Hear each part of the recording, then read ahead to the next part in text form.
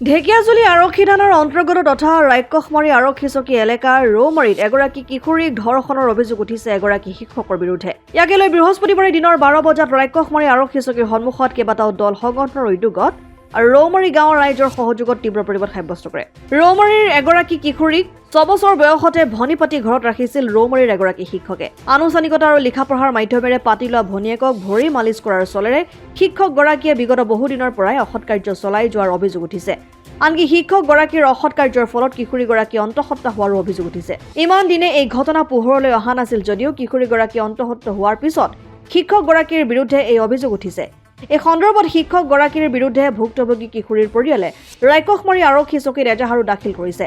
এজাহাৰ দাখিল কৰাৰ মুহূৰ্তৰ পৰা 7 দিন উকলি যোৱাৰ পিছতো বৰ্তমানলৈ গ্ৰেপ্তাৰ নহল ধৰ্ষণৰ অভিযোগ উঠা শিক্ষকগৰাকী। ইয়াকে লৈ কেইবাটাও দল সংগঠনৰ উদ্যোগত অঞ্চলটোৰ ৰাইজে ৰাক্ষসমাৰী আৰক্ষী চকীত উপস্থিত হৈ তীব্ৰ প্ৰতিবাদ সাব্যস্ত কৰে।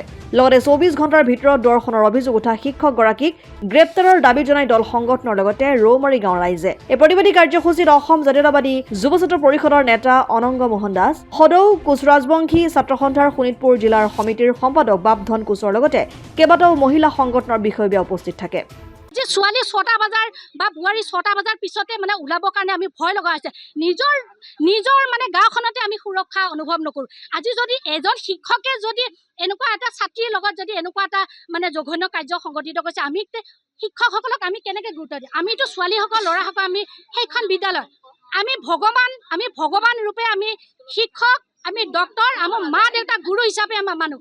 সেই গুৰুসকলে যদি আমাক এনেকুৱা এটা জঘন্য কাৰ্য কৰে তেতিয়াহ'লে আমি কি কৰিম? আমি মহিলাসকলে মাত দিবৰ কাৰণে বাধ্য।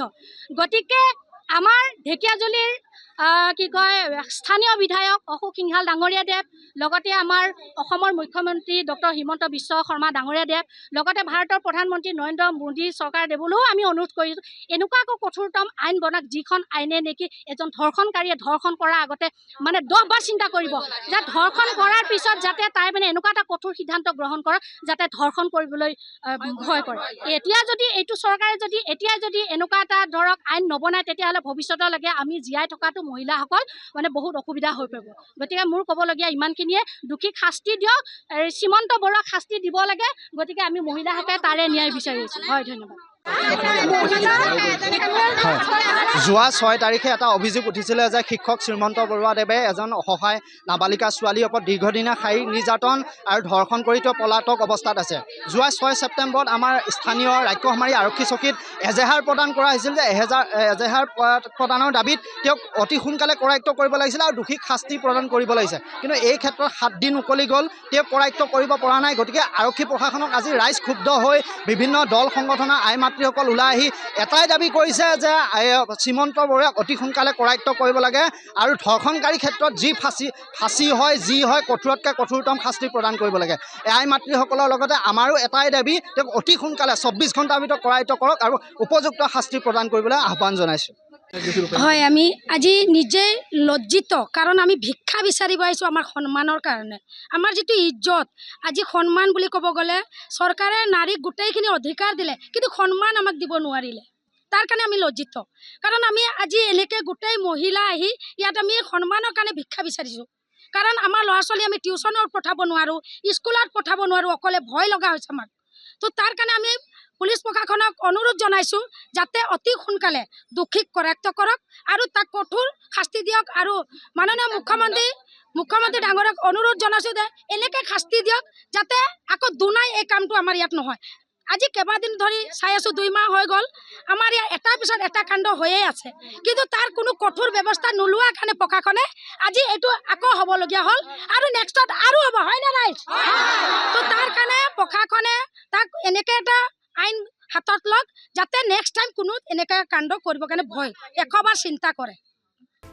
ঢেকিয়াজুলিৰ পৰা প্ৰশান্ত বৈশ্যৰ ৰিপৰ্ট, অসম আদিত্য। NKS হুণ্ডাইলৈ স্বাগতম। নৰ্থ ইষ্টৰ প্ৰথম GDSI 2.0 ফিচাৰ্ছ ডিলাৰ হৈছে NKS হুণ্ডাই। অত্যাধুনিক সা সুবিধাৰে তৈয়াৰী মষ্ট আপডেটেড হুণ্ডাই ডিলাৰ এতিয়া ডিব্ৰুগড়ত। আমাৰ NKS হুণ্ডাই ডিলাৰত open sales consultant room, customer ৰুমৰ লগতে পুৰণি গাড়ীৰ এক্সচেঞ্জ ফেচিলিটিও ৰখা হৈছে। ইয়াত সেলছৰ লগতে সাৰ্ভিস সেক্টৰৰ সুন্দৰ সুবিধা আছে। প্ৰয়োজনীয় সকলো এডভান্স টুলছ, হুইল বেলেন্সিং, এলাইনমেন্টৰ অত্যাধুনিক machine, post hydraulic lift, fully train men পাৱাৰৰ লগতে nitrogen gas filling facility, fully automatic car washer ফেচিলিটিও আছে। লগতে NKS হুণ্ডাই ডিলাৰে কাষ্টমাৰসকলৰ সুবিধাৰ্থে মোবাইল ছাৰ্ভিচ ভেনৰো ব্যৱস্থা ৰাখিছে, য'ত হাইড্ৰলিক লিফ্ট, ৱাছিং facility, wheel balancing, tyre pressure check কৰাৰ লগতে বহুখিনি সুবিধাই উপলব্ধ আছে। NKS হুণ্ডাইলৈ আহক আৰু সুবিধাসমূহ গ্ৰহণ কৰক।